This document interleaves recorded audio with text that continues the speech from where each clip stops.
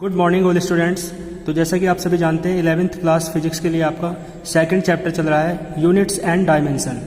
तो डायमेंशंस मैंने आपको पढ़ाई थी, ठीक है ना। लगभग सभी डायमेंशंस कंप्लीट हो चुकी हैं।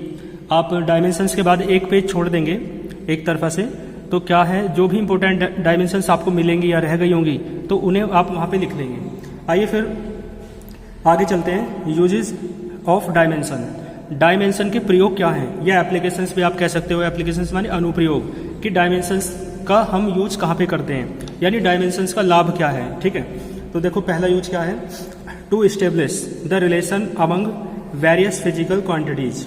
टू इस्टेब्लिश माने स्थापित करना, द रिलेशन माने रिलेशन स्थापित करना, संबंध स्थापित करना, अमंग वेरियस फिजिकल क्वांटिटीज, बहुत सारी जो फिजिकल क्वांटिटीज होती हैं, दो या दो से अधिक, उनके बीच संबंध स्थापित हो जाता है किसकी हेल्प से, डायमेंशन की हेल्प से।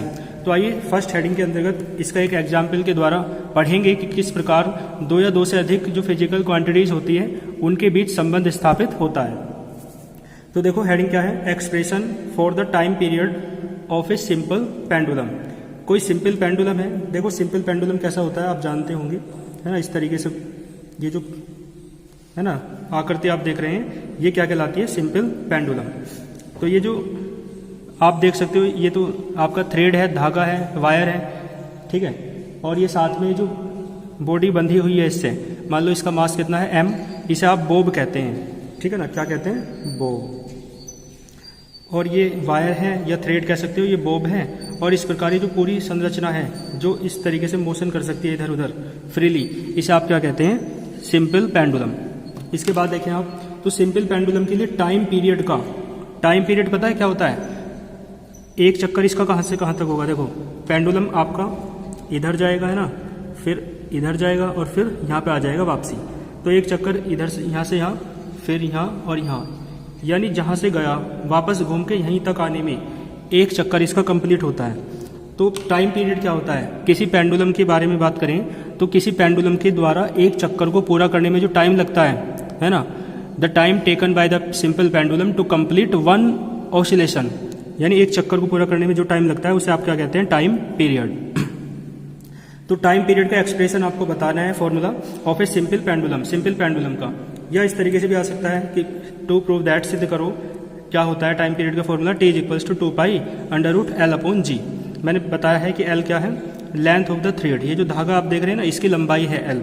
और G क्या होता है, G तो आप जानते हैं ग्रेविटेशनल एक्सेलरेशन कहते हैं, या इसे कहते हैं एक्सेलरेशन ड्यू टू ग्रेविटी। और इसकी वैल्यू आप जानते होंगे 9.8 है ना, मीटर पर सेकंड स्क्वायर। बात क्लियर है। तो देखो फर्स्ट इसका प्रोसेस क्या है, 5 प्रोसेस हैं इसके। किसी डायमेंशन मतलब डायमेंशन की हेल्प से, डायमेंशंस की हेल्प से आप किसी फॉर्मूले का प्रूफ करें तो उसके 5 स्टेप होते हैं। आइए देखते हैं, यहाँ से स्टार्ट है। तो सबसे पहले क्या करेंगे, देखो जिसका फॉर्मूला प्रोड्यूस करना होता है, आप देख रहे हो किसका फॉर्मूला प्रोड्यूस करना है, टी का, टाइम पीरियड का। तो वो तो होता है आपका मेन फिजिकल क्वांटिटी, जिसे आप क्या कहते हैं, फंडामेंटल क्वांटिटी, ठीक है। और जो बाकी ये और जो फिजिकल क्वांटिटी हैं इन्हें आप कहते हैं एलिमेंट्स। तो ये तो फंडामेंटल क्वांटिटी है और ये क्या है, एलिमेंट्स, ठीक है। तो आइए देख लेते हैं, सबसे पहले क्या स्टेप है, राइट द एलिमेंट्स। एलिमेंट्स को लिखना है आपको proportional to the fundamental quantity, यानी जितने भी एलिमेंट्स हैं उन्हें फंडामेंटल क्वांटिटी के, जितने भी एलिमेंट्स हैं उन्हें फंडामेंटल क्वांटिटी के कैसा लिखना है, प्रोपोर्शनल लिखना है, डायरेक्टली प्रोपोर्शनल। तो देखो फंडामेंटल क्वांटिटी आपकी टी है, क्योंकि आपको टी का ही एक्सप्रेशन यहाँ पे बताना है, प्रूफ करना है। तो टी को यानी फंडामेंटल क्वांटिटी के प्रोपोर्शनल लिख रहे हैं, प्रोपोर्शनल, ठीक है ना, किसे, एलिमेंट्स को। और एलिमेंट्स कौन कौन से हैं, एक तो एल है और एक जी है, ये तो कॉन्स्टेंट है 2π।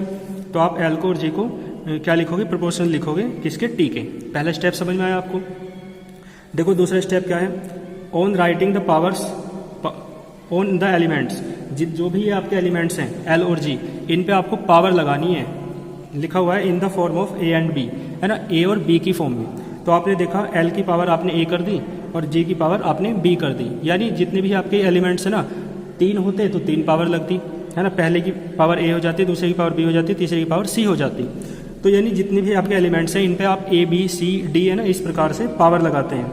तो देखो ये डायरेक्टली प्रोपोर्शनलिटी का साइन है, इसे हटाओगे तो एक कॉन्स्टेंट आ जाता है, मान लो कितना है, के। इसके बाद देखो आपको क्या करना है, नेक्स्ट स्टेप, यहाँ पे आप इक्वेशन 1 डाल देंगे, दोनों स्टेप क्लियर होंगे आपको।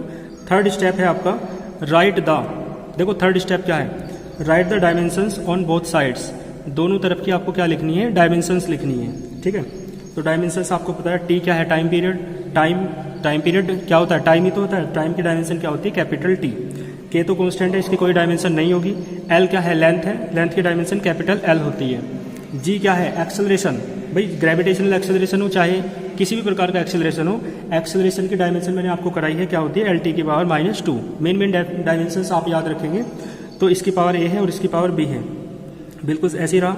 पावर अंदर लिख ली, एल की पावर बी अलग हो जाएगी और पावर्स की पावर में मल्टीप्लाई हो जाती है, तो टी की पावर -2b, तो टी की पावर 1 है यहाँ पे। इसके बाद अब देखोगे एल की पावर ए भी है और एल की पावर बी भी है, तो एल की जो पावर्स है ना वो दोनों ऐड हो जाएंगी और टी की पावर क्या है, -2b।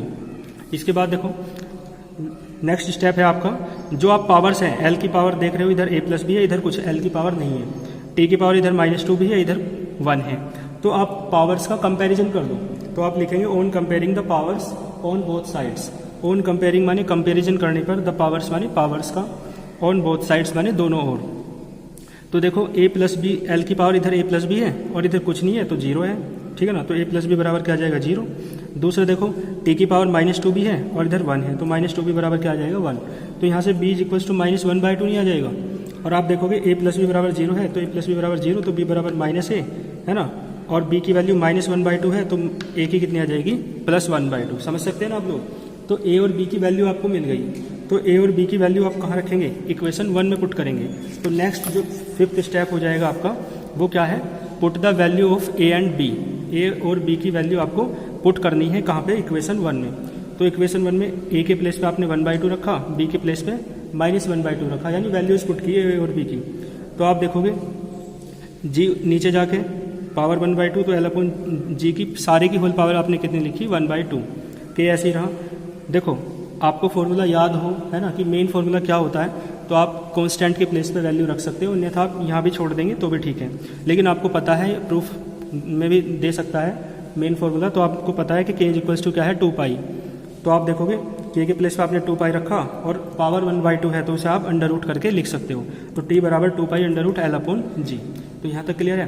तो ये पहला आज की क्लास में मैंने आपको ये बताया कि आप डायमेंशन का यूज कैसे करते हैं, डायमेंशंस का क्या फ़ायदा होता है ना, एप्लीकेशन भी आप इसे कह सकते हो, और इसके द्वारा डायमेंशंस की हेल्प से किन्हीं दो फिजिकल क्वांटिटीज़ के बीच रिलेशन किस प्रकार स्थापित होता है। तो इसे आप तैयार कर लेंगे और फिर धीरे धीरे इसके कई क्वेश्चंस मैं आपको कराऊंगा, ठीक है। हालांकि एक क्वेश्चन मैं आपको घर से देता हूँ, आप उसे करेंगे ट्राई, है ना। तो वो क्वेश्चन क्या हो जाएगा, F = mv²/r, ठीक है ना। ये क्वेश्चन आप करके लाएंगे, ठीक है, ये क्वेश्चन आप करेंगे इसी प्रकार से। देखो इसमें जो आपकी फंडामेंटल क्वांटिटी है वो f है, और m क्या है, मास है, v क्या है, वेलोसिटी है, और r क्या है, एक तरीके से रेडियस यानी डिस्टेंस ही एक तरीके से। तो इसे आप करके लाएंगे ना, बिल्कुल इसी तरीके से करना है आपको। तो आप करके लाएंगे और मुझे व्हाट्सएप पे सेंड करेंगे, ठीक है। जिन जिन का हो जाएगा सभी मुझे व्हाट्सएप पे सेंड करेंगे, नहीं तो बता देंगे प्रॉब्लम जो भी होगी। All the very